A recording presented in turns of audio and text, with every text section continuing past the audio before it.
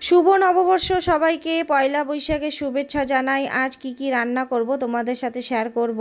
প্রথমেই বসিয়ে দিলাম কলমি শাক দিয়ে চিংড়া মাছ দিয়ে ভাজা।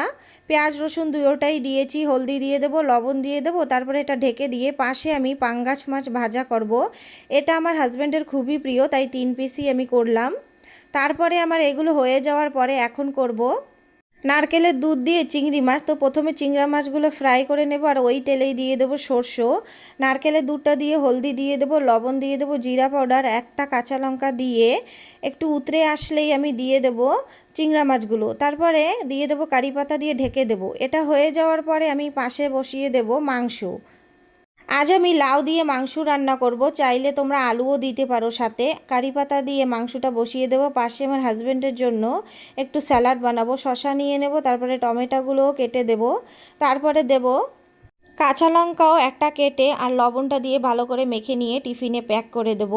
তার মাঝে আমার মাংসটাও হয়ে গেছে। এখন মাংসতে আমি জলটা দিয়ে দেব। জলটা দিয়ে আমি ঢেকে দেব। তার পাশেই আমি গরম মশলাটা বেটে মাংসতে আমি দিয়ে দেবো। এটা আমার হয়ে গেছে। আজ তো পয়লা বৈশাখ, আজ সবার বাড়ি স্পেশাল কিছু থাকবে। আর পিঠা পায়েস তো আছেই। একটা ভিডিওতে এত দেখানো সম্ভব নেই, তো পিঠা পায়েসের আমি আলাদাভাবে ভিডিও করব। আশা করি তোমাদের ভালো লেগেছে।